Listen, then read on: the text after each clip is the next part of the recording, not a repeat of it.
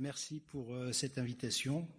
Donc je suis Farid Iresh, je suis docteur en histoire option patrimoine et mon sujet de recherche ce sont les jardins historiques du Maghreb et les paysages culturels liés à l'eau.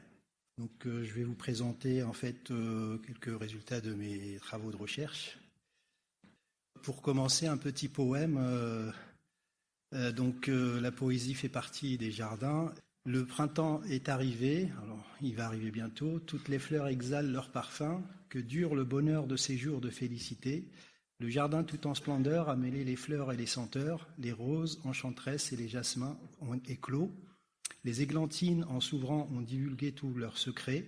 Le géranium et la giroflée et de leurs couleurs ont embelli toutes les allées. Le jardin, dans son nouvel habit, est semblable à un marié. Les violettes ont tissé des broderies. Tu verrais la camomille et le basilic si vert, les jonquilles exhalant leur parfum et le lys, les giroflées éclatantes sont les fleurs d'églantier. Toutes ces fleurs éclosent tout autour du jardin, le narcisse embelli par sa nuit sans sommeil et des fleurs merveilleuses de toutes les couleurs. C'est joli, hein. Donc les jardins d'Alger ont été peints, ils ont été décrits par de nombreux écrivains, voyageurs, diplomates, consuls, etc. Et ils ont été peints, donc représentés graphiquement. On peut retracer, si vous voulez, sur cette histoire des jardins d'Alger. Alors je précise la période, c'est les jardins d'Alger de la régence d'Alger, c'est-à-dire du XVIe au XIXe siècle. Et donc, ces jardins de la régence d'Alger, on a des témoignages qui nous permettent d'avoir une photographie de ce qu'était Alger pendant ces 3 siècles de la régence d'Alger. Alors ici, par exemple, c'est une gravure qui a été faite en 1570 par Braun et Hansberg, et où on voit donc Alger.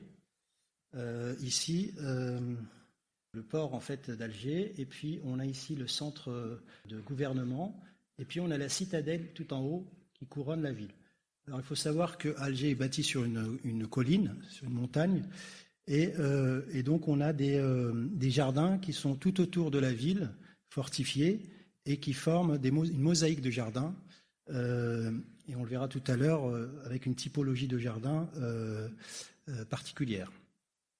On a ici le fort, ce qu'on appelle le fort de l'empereur, en fait, qui sécurise un aqueduc, qui sécurise une source d'eau pour amener donc l'eau vers la ville et vers les fontaines de la ville. Donc, je disais que de nombreux peintres ont immortalisé ces jardins-là. Là, c'est la ville blanche d'Alger qui a été peinte par Gertrude Jekyll, donc paysagiste anglaise, qui a été à Alger et qui a herborisé et qui a laissé aussi des témoignages de cette ville. Alors, une autre gravure d'Alger, ici, on voit la ville donc fortifiée qui est en cascade, qui occupe toute la montagne. Et de part et d'autre, on a les jardins en mosaïque, donc clôturés par des bocages, des haies bocagères vives. Et donc on a de nombreuses représentations d'Alger depuis la mer, avec, ici on le voit à l'extérieur, extramuros, on voit de nombreuses villégiatures et qui correspondent donc au jardin dont je vous parle. Donc voilà la ville d'Alger qui descend en cascade depuis la montagne jusqu'à la mer. Et on voit des points verts ici qui ont été représentés par l'artiste aux portes d'Alger. Et on a un témoignage écrit du bénédictin Diego de Aydo qui nous dit, lors de son voyage à Alger, donc à la fin du XVIe siècle, il dit donc dès que l'on sort dans la campagne, la vue est très agréablement flattée par l'aspect des nombreuses vignes et jardins qui entourent la cité. De toutes parts, on ne voit que des orangers, des citronniers, des cédratiers et des arbres de toute espèce. Puis une grande quantité de fleurs, surtout des roses, qui fleurissent toute l'année, au milieu des plantes potagères les plus variées. Tous ces jardins sont abondamment arrosés par un nombre infini de fontaines, dont l'eau claire comme le cristal court de tous côtés. L'imagination ne peut rêver rien de plus gracieux, et pourtant, chose remarquable, c'est que ces jardins sont situés sur les montagnes qui environnent Alger, au sortir de ses portes.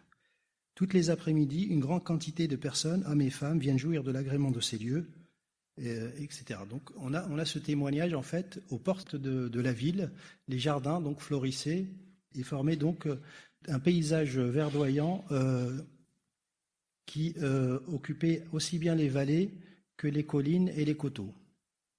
Alors là nous sommes à l'heure de l'IA, donc c'est une reproduction faite par intelligence artificielle et on voit un petit peu ce qu'était Alger à cette époque-là, avec donc un droit d'urbanisme caractéristique à la ville qui est que chaque propriétaire doit avoir le droit à la vue sur la mer. Et c'est pour ça qu'on a en fait une construction en cascade. Là, c'est une autre reproduction avec l'IA et on a donc les fortifications d'Alger qui descendent jusqu'à la mer. Ça me fait penser aux fortifications de Caen du château. Donc vous voyez, c'est vraiment la montagne qui a été bâtie et qui descend en cascade jusqu'à la mer. Ici, à l'extérieur en fait à l'extérieur des remparts, on a ce qu'on appelle une zaouia, c'est-à-dire une école qui fait office d'hospice pour les passants, mais qui fait aussi également office de lieu d'enseignement pour les Algérois. Alors là, c'est une autre vue à l'intérieur de la ville. Et vous voyez, c'est une reproduction IA. Bon, je vous le dis ça au passage. On s'amuse à reproduire des paysages du passé. Alors là, c'est une carte de 1669 que j'ai trouvée au service historique de la Défense à Vincennes, datant de 1669, où on voit donc la ville donc qui est minérale, la ville qui semble minérale ici. Et tout autour, on voit les jardins, des mosaïcultures, des jardins en mosaïque. Vous voyez ici la disposition des jardins en mosaïque, et vous voyez ici la bâtisse qui est à chaque fois à la lisière, pratiquement à la lisière des propriétés. Et ceci est dû à l'amenée de l'eau, en fait, parce que l'eau arrive par le haut et descend en cascade, et donc la maison est desservie par l'amenée d'eau, et ensuite les jardins. Donc il y a un recyclage de l'eau dans les jardins, et c'est un territoire donc varié par ses formes et ses dimensions et ses arbres et ses plantes. Alors il y a toute une étymologie en arabe qui signifie les termes du jardin, mais aussi les termes liés à l'hydraulique, au génie de l'eau.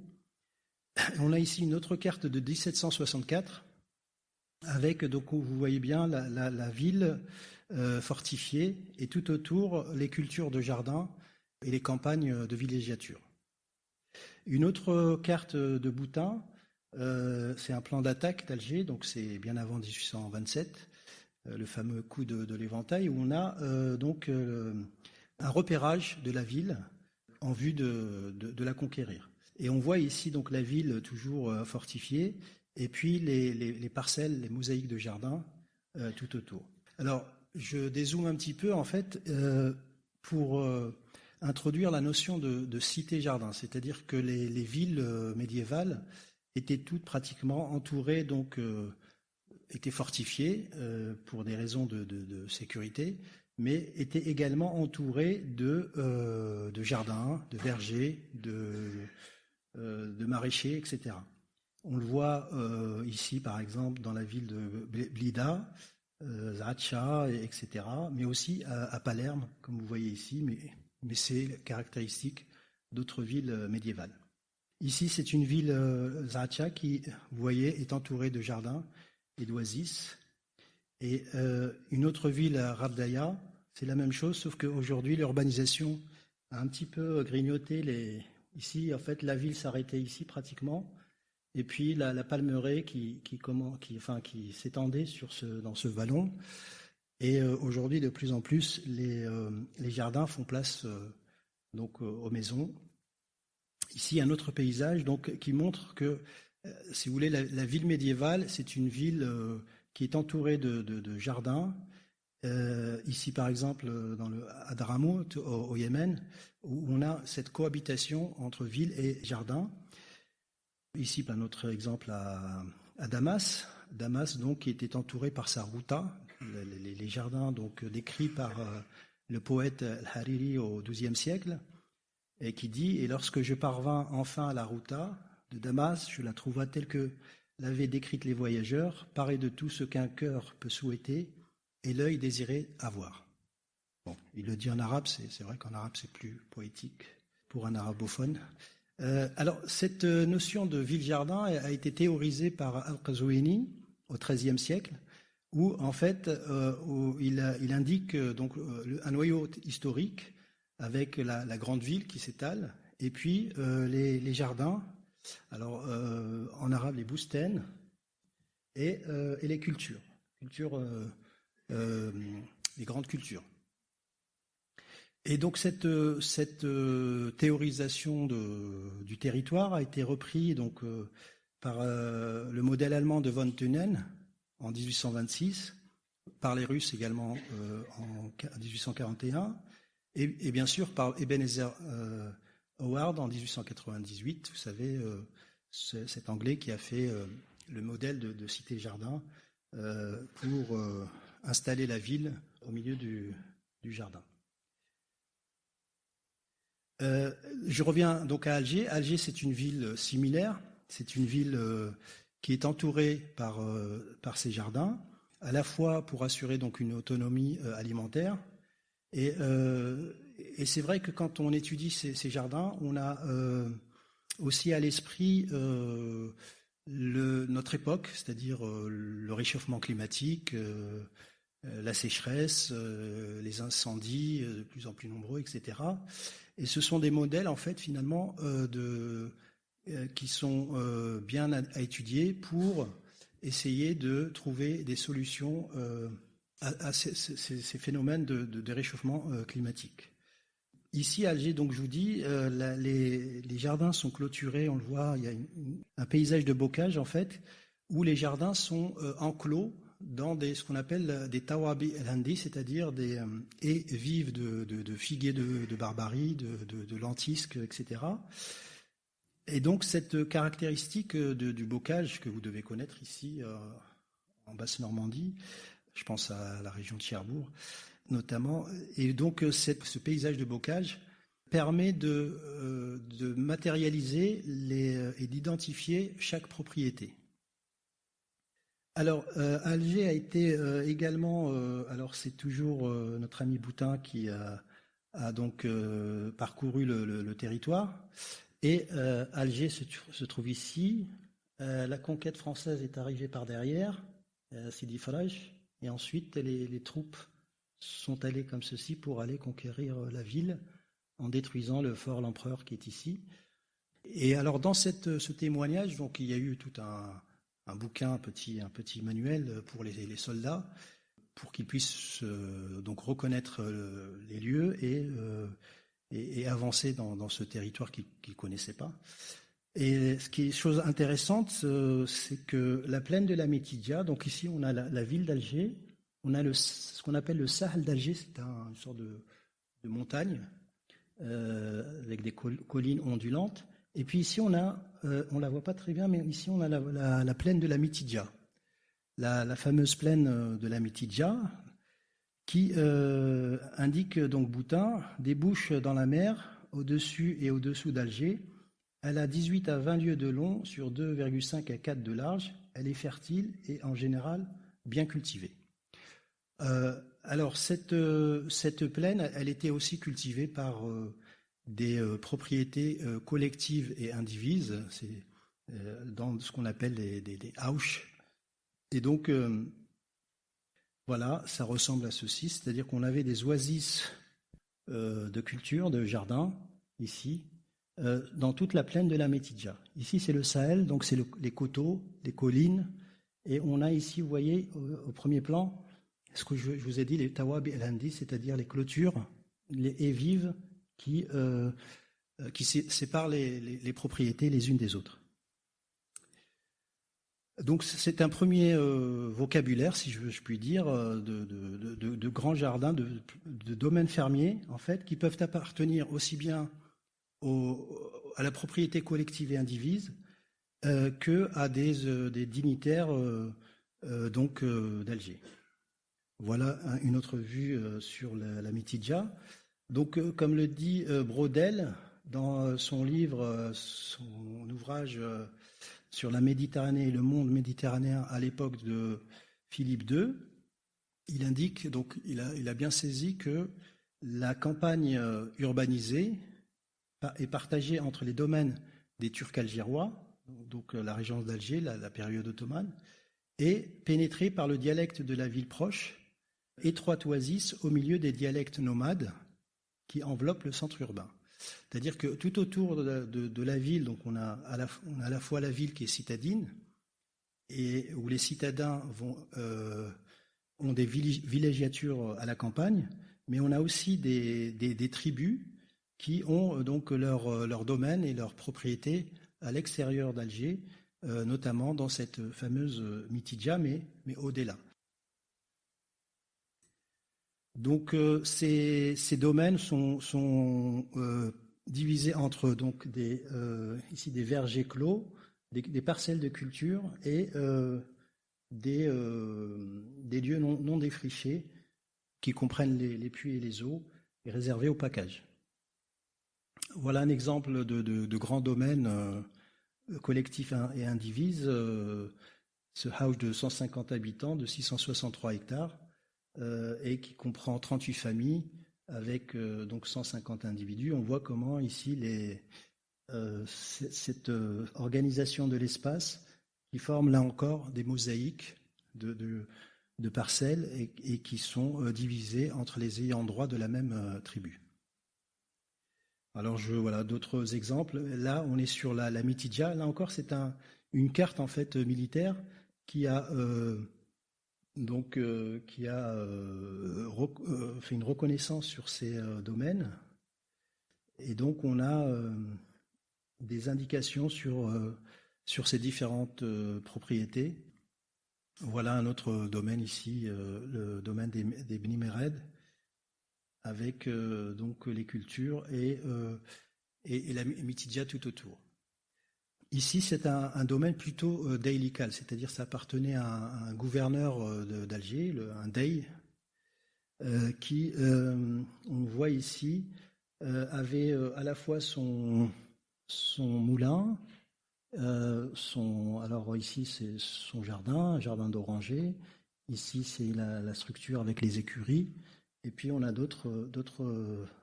des champs ensemencés, et puis ce qu'on appelle des matmours, c'est-à-dire des silos enfoncés dans le sol et qui permettent de préserver les denrées. Voilà de plus proche. Donc on a une division de l'espace. On a donc ici un réservoir avec un bois d'oranger, le potager, et puis ici le domaine de l'habitat. Alors une autre plaine, c'est celle du Hama. Donc en fait, c'est là où aussi on a des oasis pareilles qui sont cultivées au niveau de cette plaine étroite. Et on a la ville d'Alger qui ici forme, je vous disais, donc occupe la montagne. Et ces jardins ici, un autre vocabulaire s'appelle des petites mers. C'est en arabe des bohaïra, des petites mers. Alors, voilà une autre vue dans l'autre sens sur la baie d'Alger. On voit ici donc un aqueduc du Hama. Et puis on voit ici les maisons, les villégiatures qui sont parsemées sur les coteaux et vont très loin dans la plaine du Hama. On voit ici une maison d'hôtes qui accueillait les visiteurs qui venaient des autres provinces, notamment les beys de Constantine, etc. Et parce que les portes de la ville étaient fermées la nuit. Et puis on a ici une maison de campagne qui appartenait à Lara. Donc ici, c'est un jardin qui est préservé, c'est Djinan Abd al-Latif, qui se trouve juste au-dessus du jardin d'essai du Hamma. Et on a en fait, je vous parlais tout à l'heure de petite mer, on a ce genre de pavillon de plaisance qui est ouvert sur la mer. Et donc c'est un balcon sur la mer. Et on a donc cette forme en fait caractéristique des pavillons d'Alger.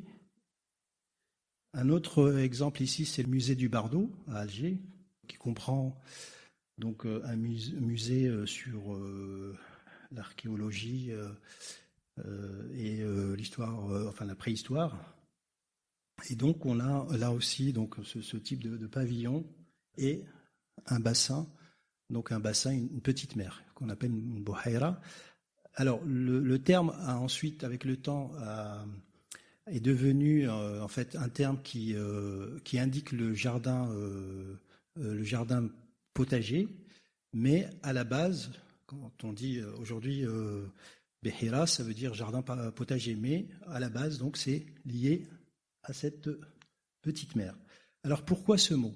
Donc ce terme en fait il vient de loin et on voit ici à Marrakech, ceux qui ont été visiter la Ménara, on a ce type de grands bassins, les bassins Almohad, qui forment finalement une mer, une petite mer. Et quand il y a du vent et on voit les vagues, en fait, et effectivement, ça nous fait penser à la mer. Et ces jardins, donc, ont une histoire, ici, une autre vue sur la Ménara. Et on voit cette bohaïra au milieu, donc, d'un jardin. Et ici, on ne le voit pas, mais ce grand bassin est alimenté par une galerie souterraine qui vient de l'Atlas, des montagnes de l'Atlas.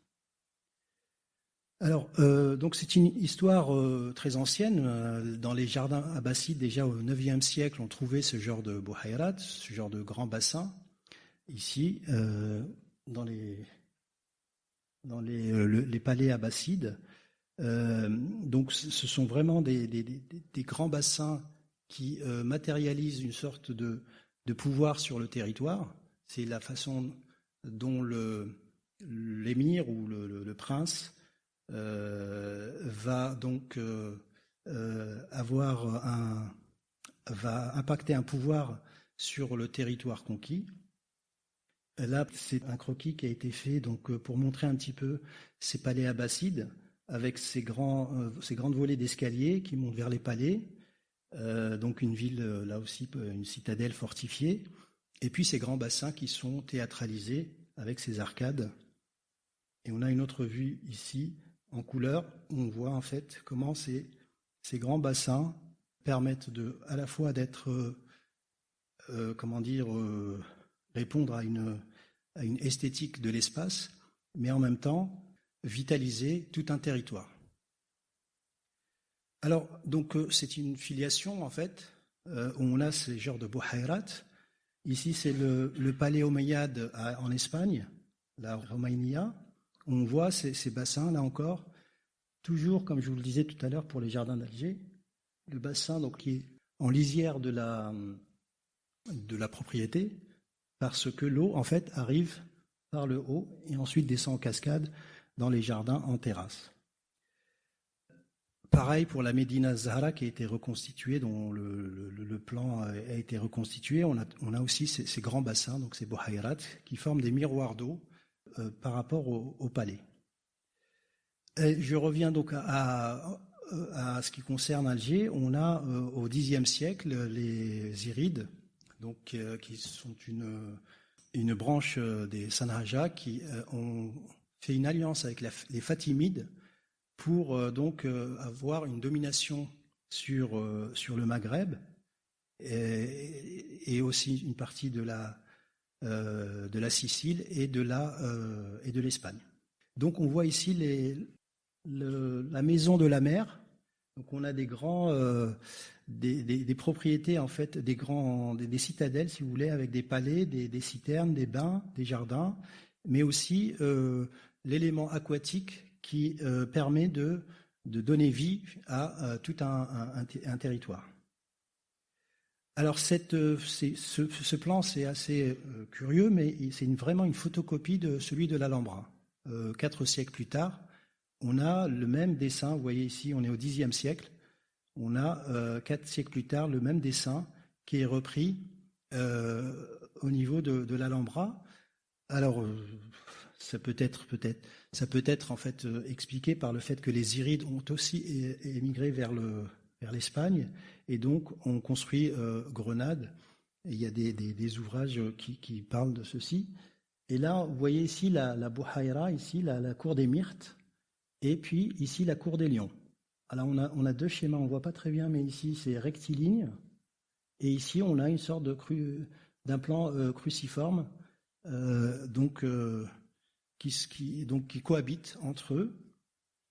Vous voyez ici donc c'est la cour des Myrtes, ici, avec donc aujourd'hui ceux qui ont visité l'Alhambra, en fait, vous avez un banc de myrtes ici, alors qu'à l'époque, ce sont vraiment des jardins stratifiés où on a des strates végétales, donc une strate basse colorée qui peut être aussi utilitaire ici. Et puis on a des strates végétales moyennes et ensuite des arbres de moyenne et haute tige pour les ombrages. Alors là aussi j'ai comparé ce plan du Généralif ici à droite. Ce plan du Généralif où on a en fait un canal d'eau, on ne le voit pas ici, mais on a un canal d'eau qui arrive de la montagne et qui descend les escaliers, et ensuite on a ce canal d'eau qui traverse la propriété et ensuite continue son chemin vers l'extérieur. Alors ce plan, alors je ne sais pas si c'est une coïncidence, mais il ressemble étrangement à la Villa Médicis. Et on voit vraiment la même disposition des jardins, des terrasses, etc. Donc là, c'est une hypothèse de recherche pour voir dans la diffusion des savoirs comment ont circulé les idées, les modèles. Et alors à Palerme, où j'ai été aussi chercher un petit peu les traces des jardins d'Alger, ce qui m'a frappé en fait dans ce qu'on appelle le Geonardo, c'est-à-dire en arabe Jannatul Ardou, c'est-à-dire les paradis terrestres. On a ce genre de palais, vous voyez, là c'est la Kouba par exemple, ça s'appelle la Kouba. Aujourd'hui encore à Palerme, vous pouvez la visiter. Et avec ces bouhaïrats, ces lacs, enfin ces bassins, qui permettent là aussi, vous voyez, de donner vie à toute une plaine. Bon, aujourd'hui, la plaine de Palerme est urbanisée, mais on avait cette disposition des palais, des villégiatures dans la plaine ici, et donc fécondées par le génie de l'eau. Et à Alger, on a la même forme de maison, on a vraiment la même structure, avec cette coupe-bas, cette coupole, et la même forme donc de la maison. Vous voyez, entre Palerme et on a ces saillies, cette forme en fait très géométrique et qui est reprise ici à Alger. Et en fait, donc pour la filiation historique, on a quelque chose que j'ai pu rapprocher de l'époque ziride et donc fatimide, entre les palais d'Alger qui a été en fait découvert par lors de les premiers temps de la régence d'Alger. On a ce palais en fait qui existait. On voit donc la ressemblance avec celui de l'Achir du Xe siècle. Et alors la famille de Bollorine qui a refondé Alger était originaire d'un lieu ici qu'on appelle une sorte de lieu perché, en fait. Vous voyez la disposition du premier palais, si vous voulez, familial, avec cette forme, 4 chambres, un espace central et une sorte de CI, en fait, qui a été réinterprété dans ce genre de géométrie. Donc voilà, Alger ici, les jardins à l'extérieur de la ville, c'est une peinture d'Eugène de Sailly, se trouvent dans ce qu'on appelle des fahs. Alors il y a tout un vocabulaire, mais pour les arabophones, le fah, ça veut dire le vallon en fait frais et humide. Et on comprend bien que pourquoi l'installation de ces jardins dans ces vallons pour justement, bien sûr, la question de l'alimentation en eau et de l'irrigation. L'irrigation, elle provient aussi de ces sania, de ces puits. En fait, ce sont des puits à élévation par traction animale. Et donc c'est ce qu'on appelle couramment noria, mais noria c'est un autre terme. Et vous voyez, donc on élève l'eau ici et on le distribue dans un réservoir, dans un bassin, et ensuite on le canalise vers les parcelles et vers les jardins. Voilà à quoi ressemble une sania. Donc c'est un puits en fait avec manège à traction animale qui fait remonter l'eau, et ensuite l'eau est conduite dans les parcelles ici vers les jardins. À ne pas confondre avec naoura, noria. Noria, ça signifie, vous savez, c'est les grandes roues qu'on trouve à Hama en Syrie, ou qu'on trouvait aussi à Marly-le-Roi, la roue de Louis XIV, qu'on trouve encore à Cordoue, etc. Donc les norias, c'est des grandes roues hydrauliques qui font plusieurs mètres de diamètre. Ici, donc, c'est la caractéristique du territoire d'Alger, c'est l'irrigation, c'est l'ingénierie hydraulique qui permet en fait de distribuer l'eau avec des temps, en fait, des noubas de propriétaires, de jardin en jardin. Là, par exemple, le musée du Bardo dont je vous ai parlé, on a donc on a plusieurs norias, enfin plusieurs sanias qui permettent de distribuer l'eau. Et vous voyez ici, voici je vais l'appeler noria pour simplifier, la noria qui est surélevée, et l'eau en fait est acheminée vers les jardins dans ces chemins d'eau qui sont des treilles en fait qui permettent d'ombrager les seguillas, les canalisations d'eau pour que l'eau reste fraîche dans leur parcours vers les parcelles et les bassins.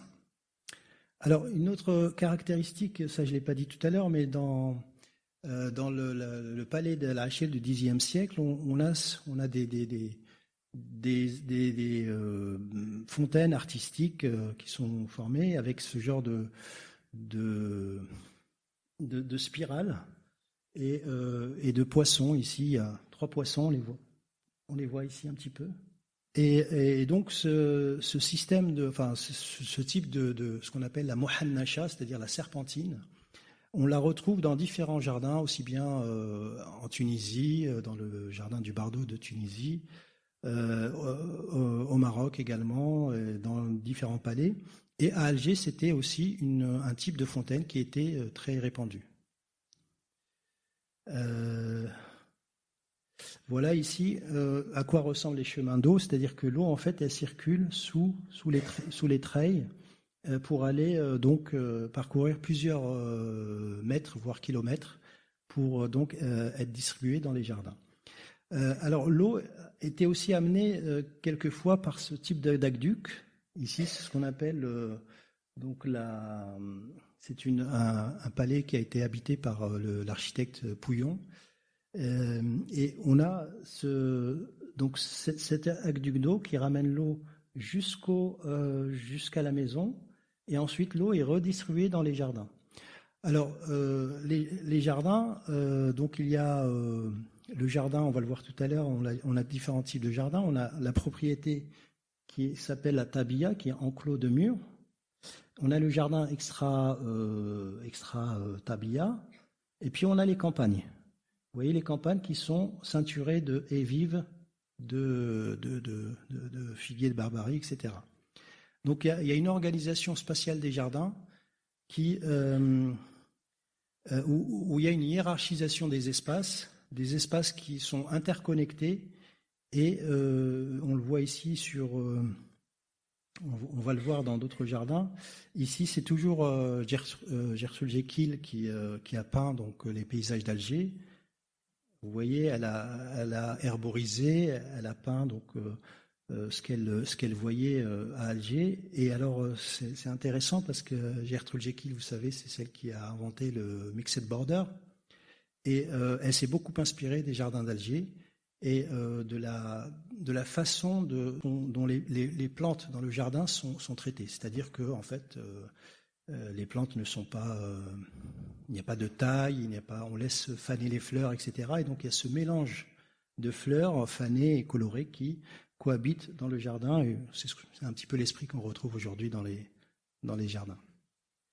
Voilà un autre paysage. Et vous voyez ici, tout en bas, on a c'est ce que je vous disais, on a la propriété donc familiale en clos de mur, la tabia, et tout autour on a le jardin qui appartient à la propriété, qui n'est pas clos, qui est ouvert, mais en réalité qui correspond à un grand domaine, le grand domaine qui est ceinturé par des tawabi el-Handi. Voilà une peinture de Mohamed Rassim qui a peint ce type de campagne. Et alors une chose assez curieuse, c'est qu'on a une sorte de symbolique aussi, on a une sorte de symbolique dans ces jardins, à la fois dans le dessin de la maison, mais aussi dans la disposition, par exemple, du cyprès. À Alger, le cyprès s'appelle El Bousten, et il est toujours à droite d'une fontaine, en face de l'entrée de la maison. C'est une symbolique liée au prophète, en fait. Par exemple, chez les Turcs, on sait que le cyprès, ça représente l'image du prophète. Et on le retrouve dans quelques jardins d'Alger. Il y a une symbolique à la fois géométrique dans le tracé des maisons. Ici, il y a toute une symbolique pour orienter les maisons. Et Ibn Arabi, le mystique Ibn Arabi, a théorisé, si vous voulez, la plaine du jugement dernier.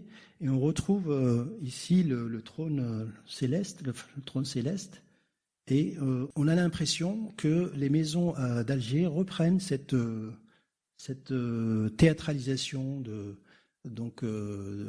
ce schéma dessiné par Ibn Arabi. Et on retrouve en fait donc de ce schéma-là du trône divin à ce schéma plus géométrique de la maison algéroise. Et on a donc toute une codification, si vous voulez, un petit peu masquée, qui se trouve dans ce genre de propriété. Avec là aussi des dessins, par exemple les arcs sont dessinés pour reproduire le croissant, vous savez, le croissant de la religion musulmane. Alors vous voyez ici par exemple les maisons, ce que je disais, les maisons de campagne ressemblent aux maisons de la ville, avec ces patios qui sont ouverts au ciel, et on a une vue donc en cascade vers la mer. Je vais vous montrer un jardin et ensuite je vais peut-être vous montrer une vidéo, ce sera plus parlant. Ici par exemple c'est le jardin donc, de la citadelle. On a donc des pavillons, on a alors c'est une citadelle fortifiée donc qui a aussi un rôle à la fois de pouvoir et de sécurité. Et donc on a des différents jardins avec des ouvertures vers la campagne. Voilà ici un autre jardin qui est en fait le jardin du pouvoir central, si vous voulez, et alors qui s'appelle Djenina. Alors Djenina, ça veut dire jardin, pour aller vite. Mais en fait, le centre du pouvoir, donc qui est dénommé jardin, Djenina, littéralement, ça veut dire petit paradis. En fait, il sacralise le jardin en tant qu'entité de rayonnement territorial et de commandement politique. On a différents jardins dans la ville et à l'extérieur de la ville qui matérialisent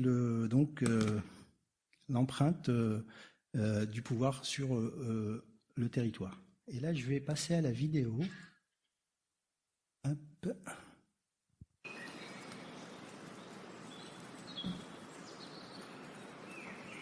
Alors ça, c'est un jardin donc extramuros, un jardin de Dey, du gouverneur, le jardin Hassan Pacha, jardin de Hassan Pacha.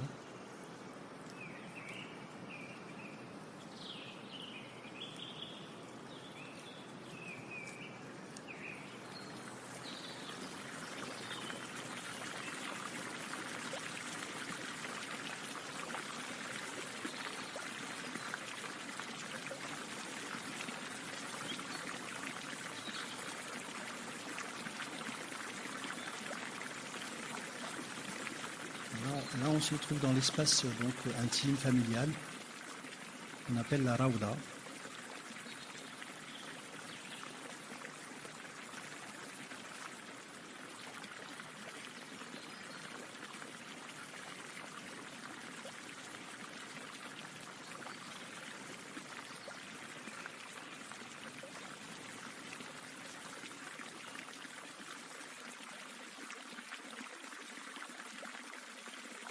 Alors là, on est dans l'enceinte de la maison, à patio.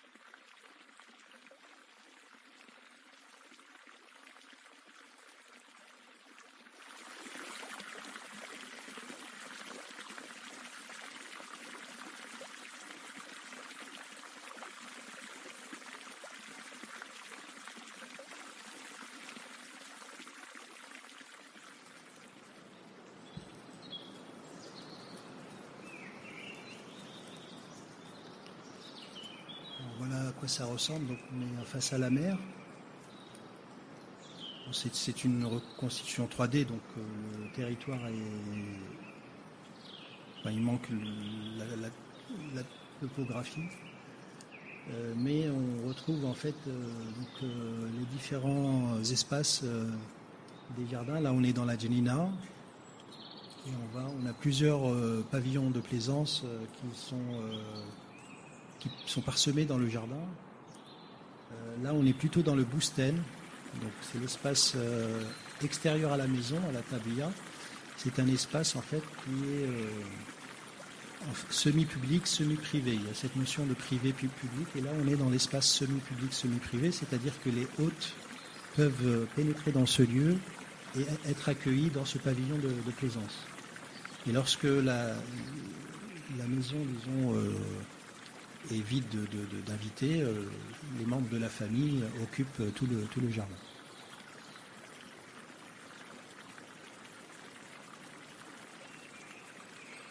Et alors ces pavillons de plaisance, leur raison d'être, c'est les bassins. Ils sont surélevés pour accueillir l'eau et pour avoir une eau toujours fraîche, toujours ombragée, pour servir aux plantations. On a ces chemins d'eau en fait.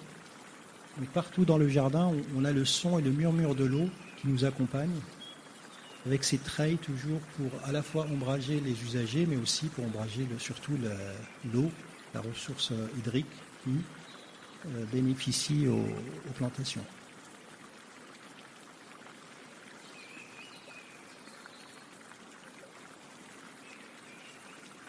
On a un autre type de pavillon, et le pavillon reprend la forme de la maison. Là, c'est juste une aile de la maison, avec le rbou, c'est-à-dire la coupole, ici l'enfoncement, la CI, qui permet d'avoir une vue sur le jardin. Et puis les fameuses saniyas dont je vous parlais, c'est-à-dire les roues élévatrices d'eau.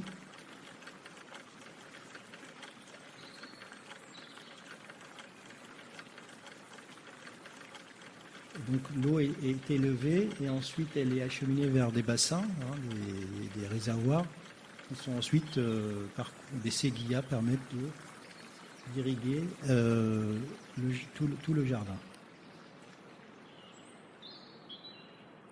Donc voilà un petit peu la disposition des jardins d'Alger. Donc une partie privée, la tabia, une partie semi-privée qui correspond au bousten, c'est l'espace en fait où se cultive l'esprit, et une partie plus publique qui en fait correspond aux cultures de grandes, les céréales, etc., et qui appartiennent toujours au domaine. Je vais aller rapidement du coup à la conclusion. Donc c'est le même jardin que je viens de vous montrer. Donc on a ce que je vous disais tout de suite, donc la sphère privée Ici, le Bousten, qui est la sphère semi-privée, semi-publique, avec les pavillons, premier pavillon, un deuxième, un autre ici, des norias, enfin des sanias, et donc tout un parcours de l'eau, donc les pavillons de plaisance, les séguillas, les différents pavillons, etc. Alger a été cartographié aussi bien par les Anglais, les Espagnols, les Français. Là, c'est une carte, par exemple, de 1832. On voit en fait les propriétés aussi des consuls. Il y avait beaucoup de consuls à Alger. Là, par exemple, c'est le consul anglais qui avait une propriété. Le consul français également avait une propriété du côté de la Bouzalera. Et il y a tout un système de jardins et de traités en fait qui sont passés avec les gouvernements d'Alger pour voilà le jardin du Dey Mustapha.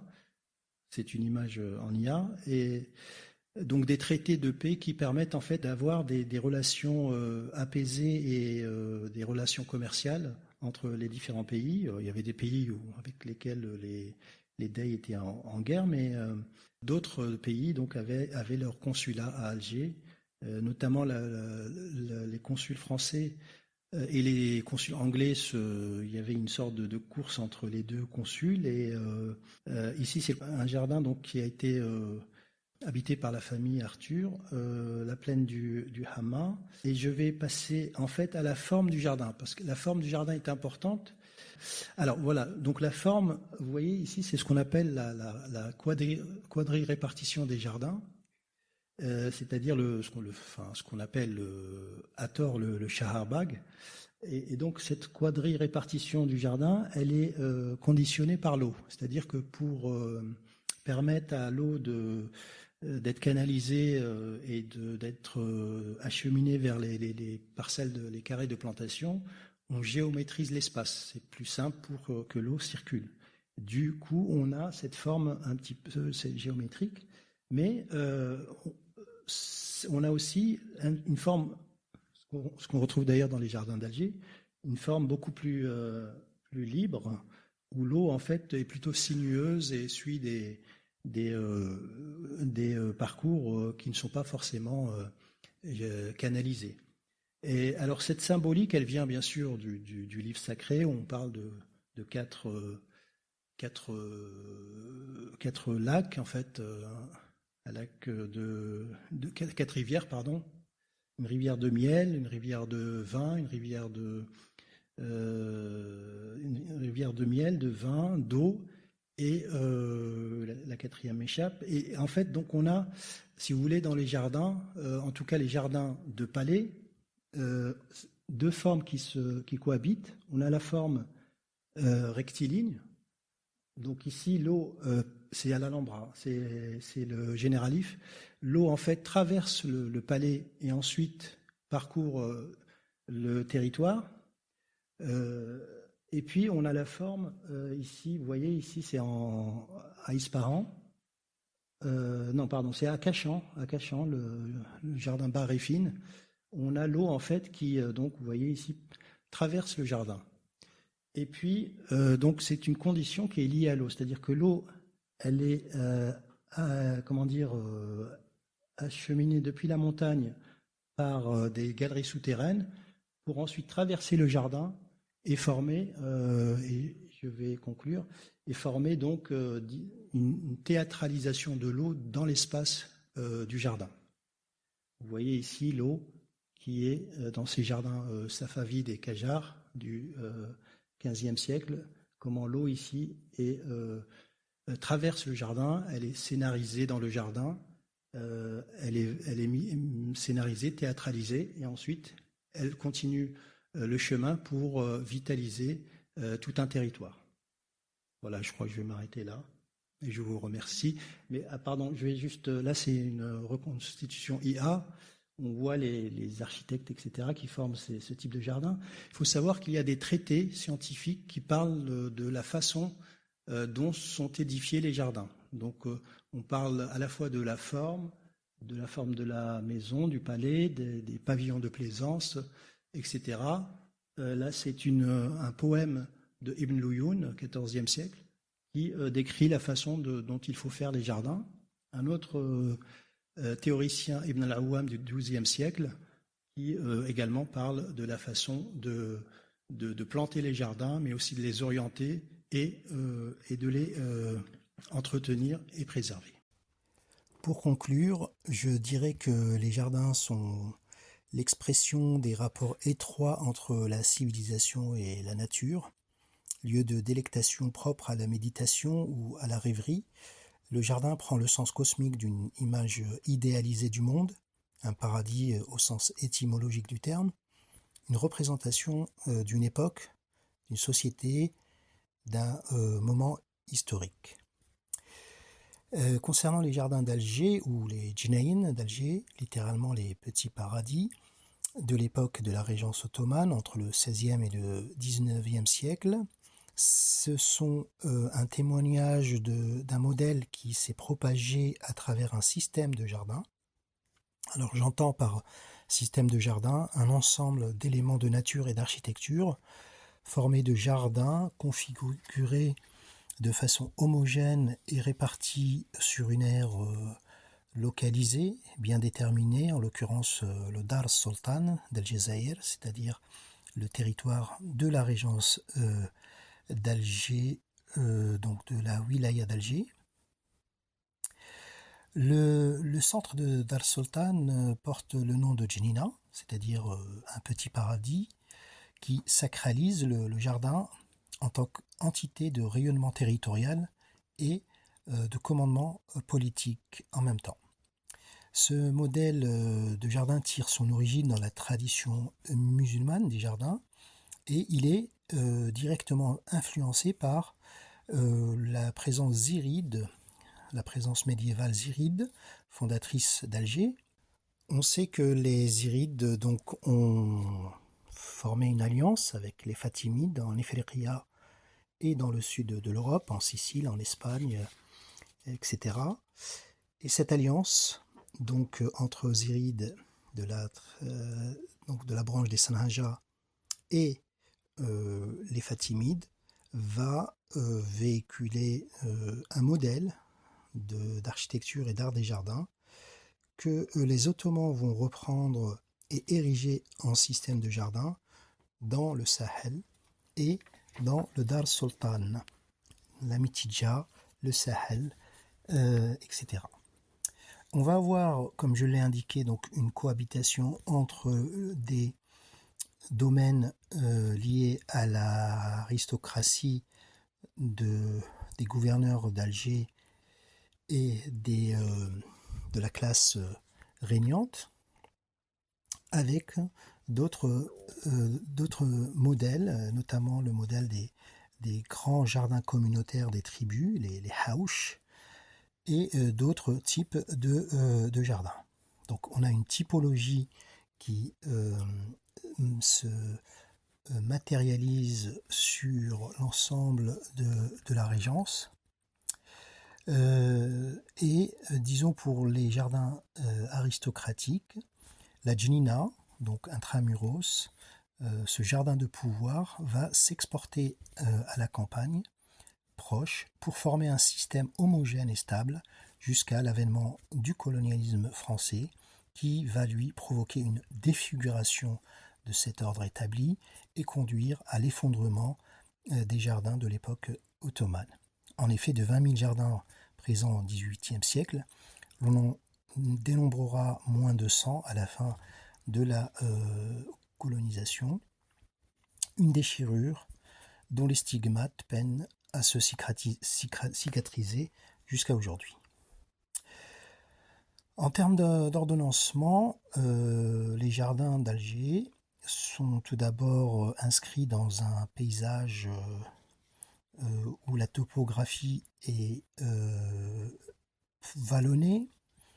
Ils s'inscrivent dans des fros, c'est-à-dire des vallons frais et humides pour la condition de l'eau. La typologie des jardins est répartie entre une sphère publique, le boustan, les hart, les qabab, etc., et privée. La djnina, la rawda, la dar sont donc des éléments qui forment une typologie de jardin, des espaces donc interconnectés les uns aux autres, avec une hiérarchisation sociale qui va de la sphère donc privative à la sphère semi-publique et ensuite publique. Ce sont donc plus que des jardins, des domaines, à l'image des mounen andalouses ou des bastides provençales ou encore des macéries espagnoles ou italiennes, c'est-à-dire des grands domaines qui sont ordonnancés selon des sphères concentriques allant du plus intime, plus familial au plus ouvert et plus public. L'eau joue un rôle fondamental dans l'organisation de ces jardins. L'eau est un élément vital, c'est un élément également public. Il traverse les jardins, mais cette denrée reste une denrée publique et elle est partagée selon une éthique, un ordre qui, de Nouba en Nouba, permet l'irrigation des jardins d'un propriétaire à l'autre. À Alger, cependant, prédomine la sania, c'est-à-dire le puits élévateur avec traction animale. Le moins souvent, c'est une galerie souterraine qui permet d'acheminer l'eau depuis les tréfonds de la terre jusqu'au palais, puis au jardin. Il y a un recyclage de l'eau dans les jardins à partir de la maison, du palais. L'eau donc ordonnance une géométrie qui semble stricte pour une raison économe. Cependant, cette géométrie de l'eau et ces chemins d'eau sont couverts d'une végétation luxuriante et donc qui font apparaître le jardin comme un grand fouillis poétique.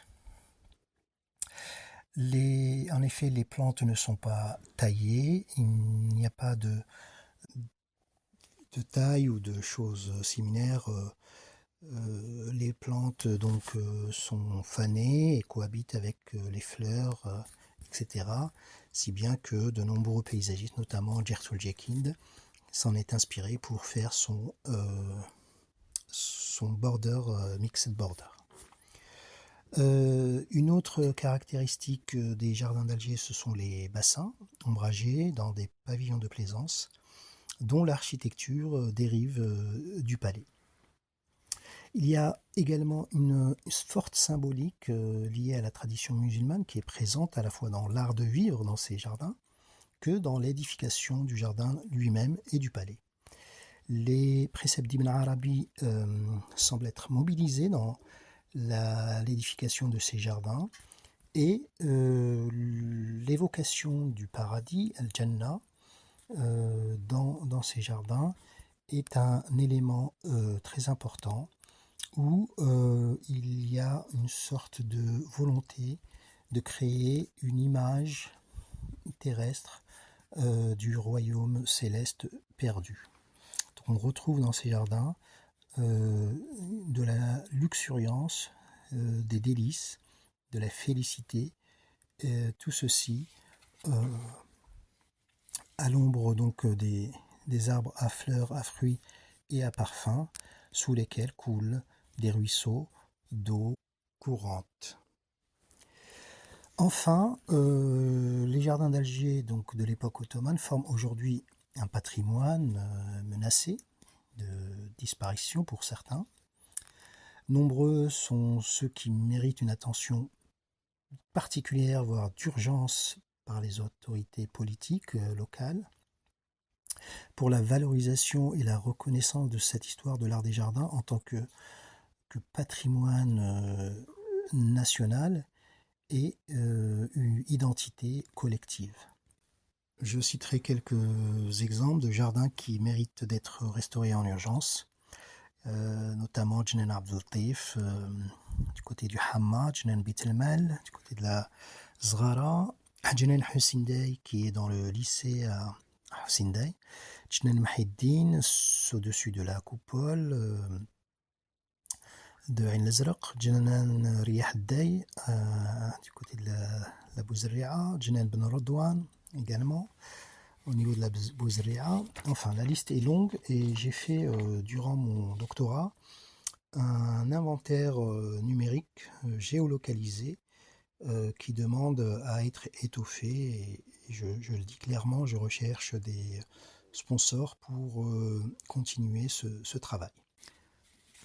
Enfin, il est urgent que la capitale d'Alger prenne en considération donc ce patrimoine des jardins pour former à la fois un centre d'intérêt pour les citoyens et les touristes, mais aussi pour renouer et retisser avec une trame verte algéroise donc, qui protège la ville de la flambée du foncier.